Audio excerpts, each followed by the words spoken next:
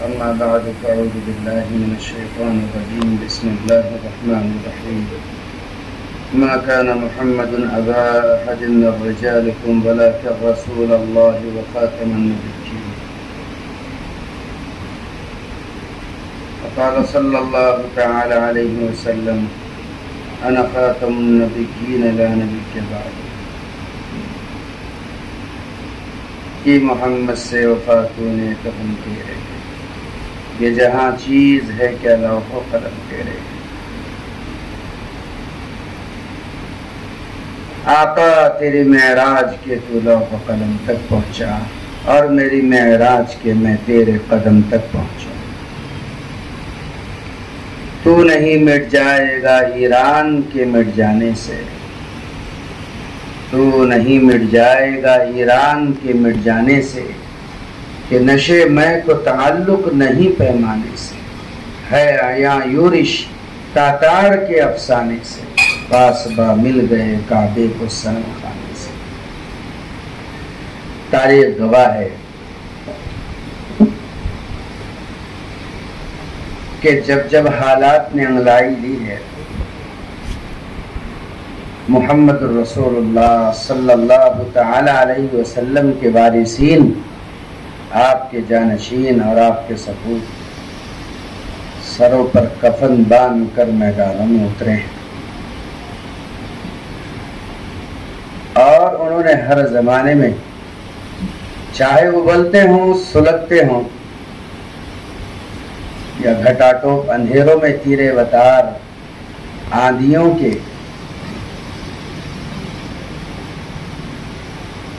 سنگلاخیوں کے مناظر میں ہو امت کی قیادت کی ہے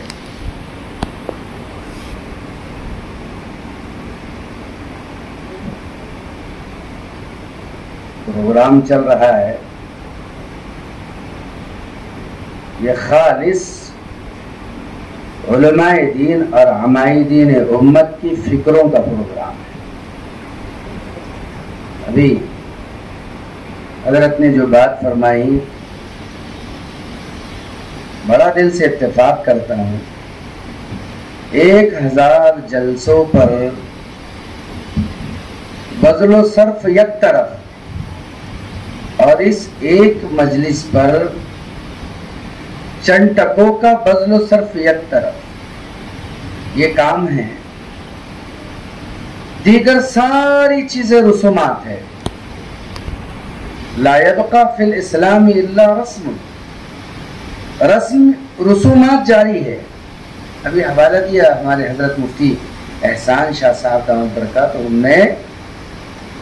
ہم مفتی حضرت مولانا خلیل الرحمان صاحب سجاد نعمانی دامت برکاتہ ان کو دعوت دینے کے لیے 3-4 سال سے مستقل کوششیں کر رہے تھے ہمارے علماء کے حضرت امراوتی تشریف لے کر کے آئے لیکن پتہ نہیں اللہ کو کیا منظور تھا کہ حضرت کا آنا نہیں ہو رہا تھا میں خود گیا حضرت کے پاس اور میں نے مرض کو کھول کر بیان کیا درد کو کھول کر بیان کیا حضرت کے سامنے احوال ایسے رکھے کہ حضرت نے آگے کوئی بات نہیں کی کہا بتاؤ تاریخ کیا ہے کون سی ہے کب آنا ہے لیکن کہا پروگرام رسمی نہیں ہوگا کچھ کام کی بات ہو تو رسمی نہیں ہوگا میں نے کہا تو ایسا ہی ہوگا لیکن برار آپ کا منتظر ہے تو حضرت مولانا خلیل الرحمان صاحب سجاد نعمانی دعوت برکاتہ نے کہا کہ ہاں برار تو بیٹے کو آنا ہی تھا جبکہ اس کے باپ نے کئی سفر برار کے کیے ہیں میں نے کہا حضرت ہم سمجھے نہیں کہا میرے والد محترم حضرت مولانا منظور نعمانی رحمۃ اللہ علیہ فرمایا کرتے تھے کہ برار میں کوئی خاص چیز ہے میرے قدم کھینچے جاتے ہیں وہاں کے لوگوں پر محنت آپ حضرات کی آمد ہمارے لیے بڑی باسعادت ہے کہ آپ حضرات نے سر پر ہاتھ رکھا دیکھنے میں برار میں ان چیزوں کی کوئی شدت سے ضرورت محسوس نہیں ہوتی لیکن آپ حضرات نباز ہے آپ نے محسوس کیا جو کھیتی جتنی زیادہ لہلہاتی ہوئی نظر آتی ہے وہ کھیتی اتنی ہی زیادہ کیا کہتے ہیں جس کو اچانک جو اٹیک ہوتا ہے کھیتیوں پر، اچانک جو وائرس کا اٹیک ہوتا ہے، تو وہ کھیتیاں وائرس کے اٹیک سے ایک ساتھ پھر ختم بھی ہو جائیں۔ اللہ کا فضل ہے، دینداری کے اندر برار بہت آگے مانا جاتا ہے، خوش اسلوبی میں، خوش اخلاقی میں، اور خرچ میں، صرف میں، صدقات و خیرات میں، اور دیگر بہت ساری چیزیں۔ لیکن برار کو جو دھیرے دھیرے گن لگ رہا ہے، اس گن نے مجبور کیا ہے کہ اب ضرورت ہے کہ تحفظ ختم نبوت کا وہ شعبہ جس کی بنیاد اللہ کے رسول کے زمانے میں ہی پڑ گئی تھی، ہماری معلومات کے مطابق، مفتی احسان صاحب دامت برکاتہم نے، ہمارے مفتی کریم صاحب نے بھی، اور کیا کہنے جناب ہمارے قاری ضیاء الرحمن صاحب فاروقی کے، بڑے مختصر سے انداز کے اندر ایک ہمارے سامنے پورا خاکہ لا کر کے کھڑا کر دیا کہ وہ وہاں سے لے کر کے ہم اسی بات کو بول رہے ہیں جو صحابہ بولے تھے۔ اللہ کے نبی علیہ الصلوۃ والسلام کے زمانے میں آپ کی نبوت پر دو لوگوں نے زندہ حملہ کیا ہے، آپ کی حیات میں دو لوگوں نے آپ کی نبوت پر حملہ کیا، ایک اسود انسی اور دوسرے مسلمہ بن حبیب کذاب۔ یہ دونوں نے، آپ صلی اللہ علیہ وسلم نے خواب دیکھا، آپ کے دونوں ہاتھوں میں کنگن ہے سونے کے، آپ نے ناگوانی کی پھونک ماری، وہ رفع دفع ہوئے۔ اسود انسی کو حضرت فیروز رضی اللہ تعالیٰ عنہ نے قتل کیا، دیلمی نے، اور مسلمہ کذاب کو وحشی ابن حرب رضی اللہ تعالیٰ عنہ قتل کیا۔ ایک آپ کی حیات میں قتل ہوا جس کا نام اسود انسی تھا، وہ ادھر قتل کیا گیا، ادھر اللہ کے نبی علیہ السلام کو جبرائیل نے آ کر کے خبر دی کہ آپ کی نبوت پر ایک حملہ کرنے والا،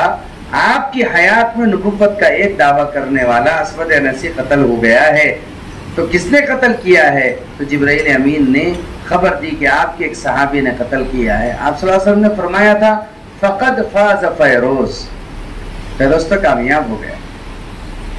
یہ کامیابی کس چیز کی ہے؟ یہ کامیابی ہے کہ اس نے نبی کے دشمن کو، نبوت کے دشمن کو، نبی کا سارا مشن فیل کرنے والے ایک شیطان کو جہنم رسید کیا ہے۔ یہ کامیابی۔ تو یہ جو جلسہ ہو رہا ہے، یہ جلسہ اور یہ مجلس جو ہو رہی ہے چھوٹی سی، یہ کام ہے، کام کی ہو رہی ہے۔ اس میں ہر قدم آگے نہیں بڑھتا، اس میں وہی آگے آتے ہیں جو اپنے سینے کو مٹی لگاتے ہیں، اس میں وہ قدم آگے بڑھتا ہے، اس لیے کہ حالات سے بھرا ہوا، کانٹوں سے پرخار و پرخطر سفر ہوتا ہے۔ ہمارے قاری ضیاء الرحمن صاحب ایسے کتنے حالات سے بیچارے نبردہ آزما ہو کر کے گزرے ہیں، ان کی کچھ واقعات اگر آپ سنیں تو پتہ چلے گا کہ کس کس کی نظر اور نگاہ ہوتی ہے۔ اس لیے کہ آپ اگر غور کریں، علامہ جمیل الاستاذ مصری رحمۃ اللہ علیہ نے ایک کتاب لکھی تھی اس زمانے کے اندر کہ ختم نبوت کا شعبہ کیوں وجود میں لایا گیا، صحابہ نے کیوں پہلا اجماع کیا ختم نبوت کے تحفظ کے اوپر، کتاب لکھی ہے۔ اس کا نام جو لکھا ہے بڑا عجیب نام لکھا ہے، اس میں لکھا ہے اثر اہل الکتابی، اثر اہل الکتابی فی الحروب والفتنۃ الداخلیۃ فی قرن الاول۔ اس عنوان سے بڑی کتاب ہے کہ وہ پہلا فتنہ جو اسلام میں داخل ہوا، اس کا سب سے پہلا تانا بانا بننے والے خود یہودی اور نصرانی تھے، جنہوں نے قرن اول میں اس کے تانے بانے بنے ہیں۔ پہلا کام محمد رسول اللہ صلی اللہ علیہ وسلم کی دنیا سے رخصتی پر جو شروع ہوا وہ ختم نبوت کے اور آپ کی شریعت کے تحفظ کا تھا، جیسے کہ ہمارے مفتی صاحب نے ماشاء اللہ اس پر تفصیل سے گفتگو بھی کی ہے۔ پہلا کام یہ ہم میں سے ہر امتی کا پہلا کام ہے۔ اور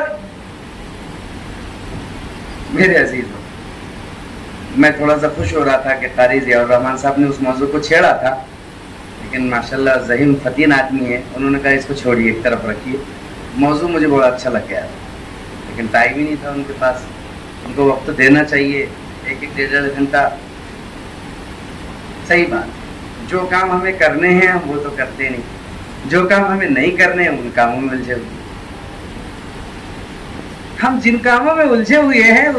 اس میں اتنا وقت ضائع ہو رہا ہے کہ کرنے کے کام رہ رہے ہیں. ہم آپس میں الجھے ہوئے ہیں. ہمیں الجھنا کس سے ہے؟ نبرد آزما کس سے ہونا ہے؟ ہمارا مشن کیا ہے؟ ہم محمد الرسول اللہ کے وارث ہیں, بالفاظ دیگر بیٹے کہلانے کے مستحق ہے کہ ہم آپ کی نبوت کے پاسدار ہے, آپ کی نبوت کے محافظ ہے. جی ہاں, اس لیے کہ یہ مت سمجھیے کہ نبوت ختم نبوت پر حملے ختم ہو جائیں گے. 30 دجالوں کی 30 جھوٹوں کی پیشن گوئی دی گئی ہے. کتنے؟ 30 جھوٹے ہوں گے امت میں جو آپ صلی اللہ علیہ وسلم کے بعد جھوٹی نبوت کا دعویٰ کریں گے, جن کی ابتدا جیسے کہ ہمارے واعظین اور خطبہ حضرات نے, مفتی کلیم صاحب نے بھی توجہ دلائی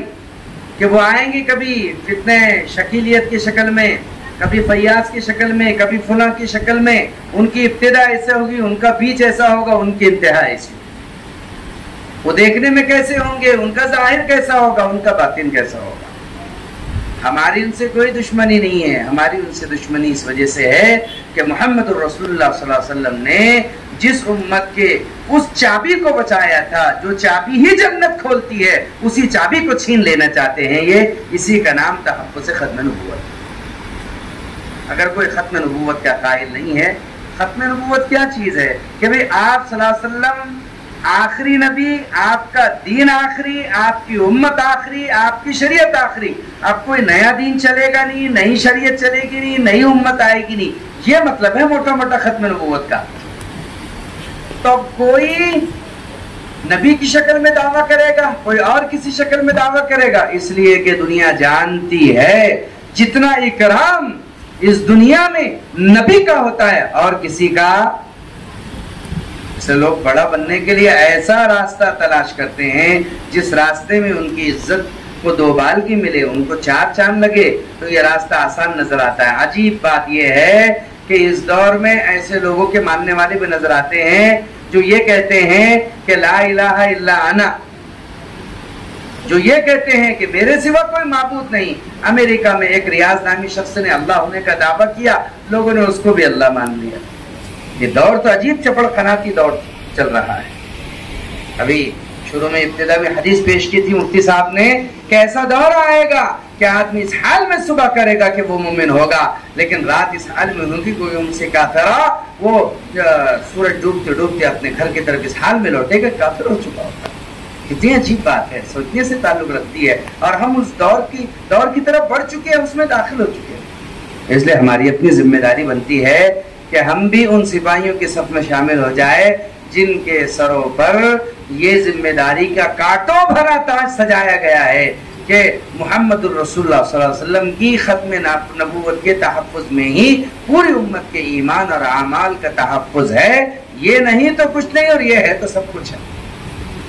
اس کے لیے ہم میں سے ہر ایک کو قدم اٹھانا ہے. صحابہ کا اجماع جس چیز پر ہو گیا, 11 لشکر جس